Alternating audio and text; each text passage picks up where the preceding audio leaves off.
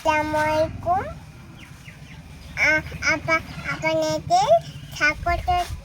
আপনাদের স্বাগত জানাচ্ছি।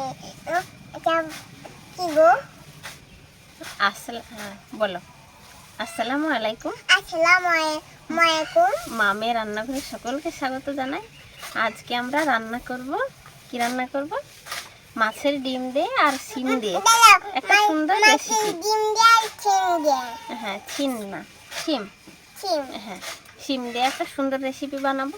বড় থেকে ছোট সবাই খাবে, একেবারে চেটে পুটে খাবে। তো দেখতে থাকুন কিভাবে বানাচ্ছি। অসম্ভব সুন্দর হয় খেতে। একবার বানিয়ে দেখবেন, আপনাদেরও খুব ভালো লাগবে। মাছের ডিম তো এর আগে আমি ভেজে তারপরে রান্না করে দেখিয়েছি। আজকে মাছের ডিমটা ভাজবো না, আজকে ভাপিয়ে নেব। তো দেখুন আমি কিভাবে মাছের ডিমটা ভাপিয়ে নিচ্ছি, ঠিক সেইভাবে আপনারাও ভাপিয়ে নেবেন, খুবই ভালো লাগবে খেতে।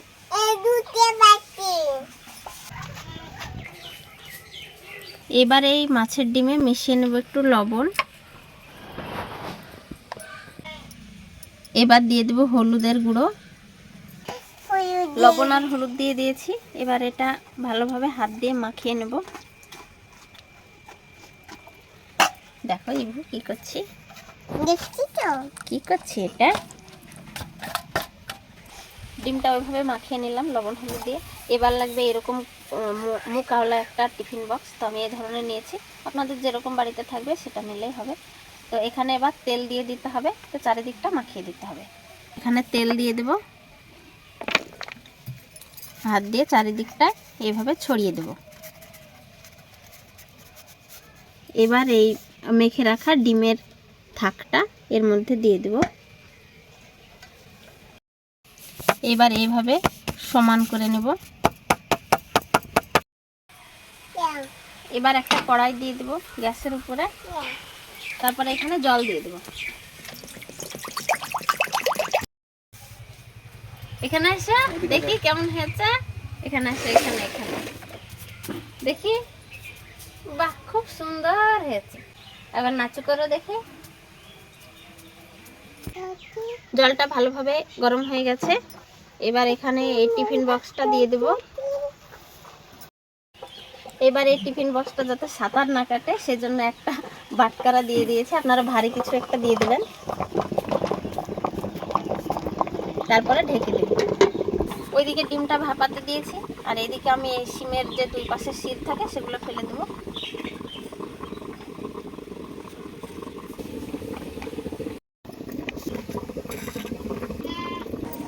হয়ে গেছে সব শিরগুলো তুলে নেওয়া।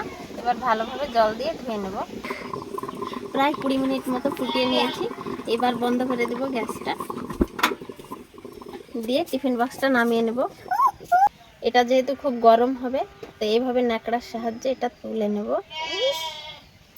তারপরে জল থেকে টিফিন বক্সটা তুলে ঠান্ডা হয়ে যাবে।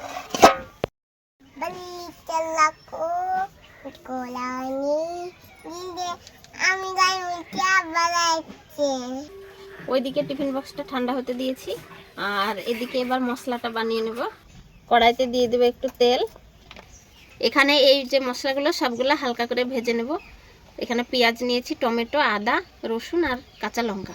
তা আমি প্রথমে পেঁয়াজ দিয়ে দেব, তারপরে রসুন দিয়ে দেব। এবার দেবো টমেটো কুচি।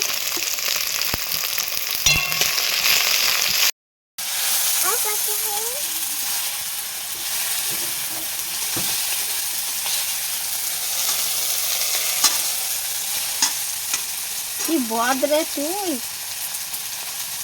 কে বদ? আমি না তুমি?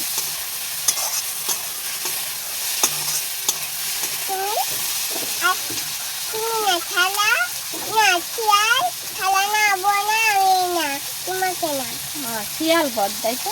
আচ্ছা, আমি আবার ভাবছি যে আমাকেই বলছি নাকি। ভাব এইরকম ভাজা ভাজা হয়ে গেছে টমেটো। এবার দিয়ে দেবো কাঁচা লঙ্কা আর আদা কুচি।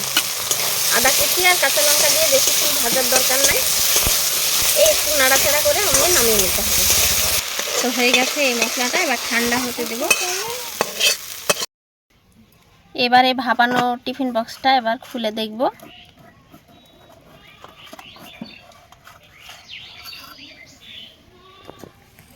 খুব সুন্দরভাবে ভাপিয়ে গেছে এবং শক্ত হয়ে গেছে।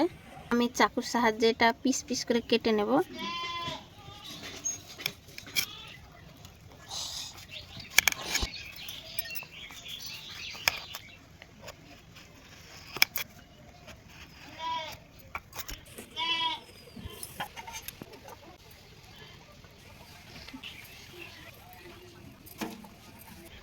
দেখেন খুব সুন্দরভাবে ডিমটা ভাপানো হয়ে গেছে।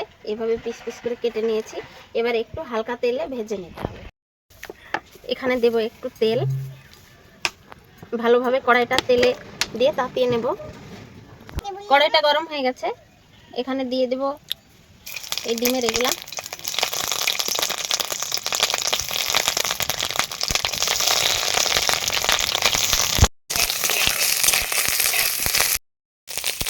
হয়ে গেছে ভাজা। এইভাবে একটু রং ধরলেই তুলে নেবেন।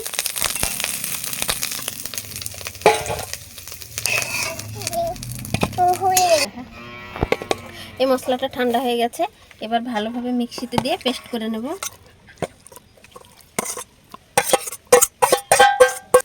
একটু জল দিয়ে দিলাম। এবার ভালোভাবে পেস্ট করে নেব। ভালোভাবে এইভাবে পেস্ট করে নেবেন। খুব মিহি করে পেস্ট করে নিয়েছি। এবার কড়াইতে তেল দিয়ে দেব। তেলটা গরম হয়ে গেছে। এবার দিয়ে দেবো সিম। এবার দিয়ে দেবো লবণ আর দেবো হলুদের গুঁড়ো। এবার ঢেকে দিয়ে আধ সেদ্ধ করে নেব।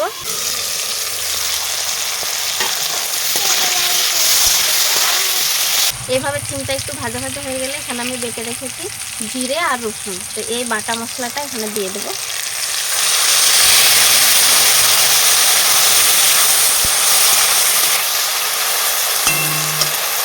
বাটা মশলাটা দিয়ে 1 মিনিট নাড়াচাড়া করে নিয়েছি। এবার দিয়ে দেবো এই তৈরি করা মশলাটা।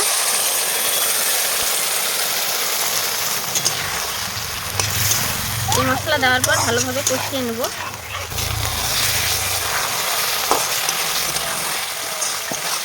সিমের সঙ্গে মশলা ভালোভাবে কষানো হয়ে গেছে। এবার দিয়ে দেবো এখানে ভেজে রাখা ওই যে ভাপানো ডিমের পিসগুলো।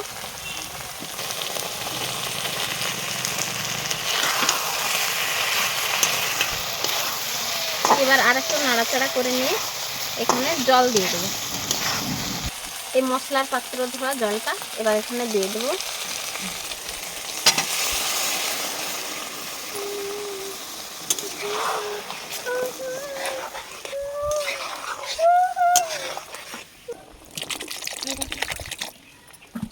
এবার ঢাকনা দিয়ে ঢেকে ভালোভাবে ফুটতে দেব।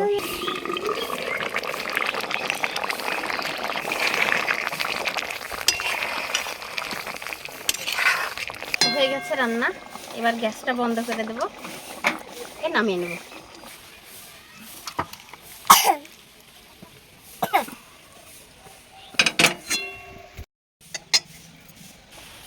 হয়ে গেছে আমাদের রান্না কমপ্লিট। এবার কি করবো আমরা? এবার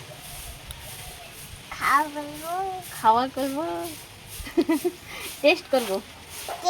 হ্যাঁ টেস্ট। এবার টেস্ট বের হয় না, কি বলে এবার?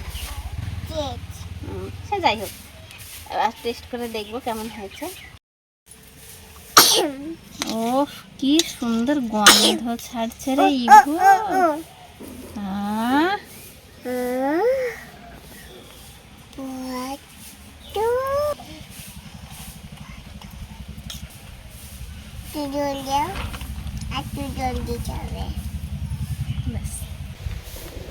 কেমন সেন্ট ইভু।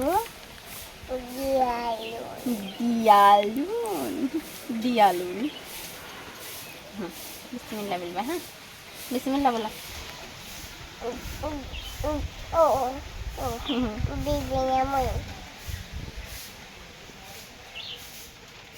অল্প করে কামড়া, গরম আছে কামড়া, অতটা গরম নাই। হ্যাঁ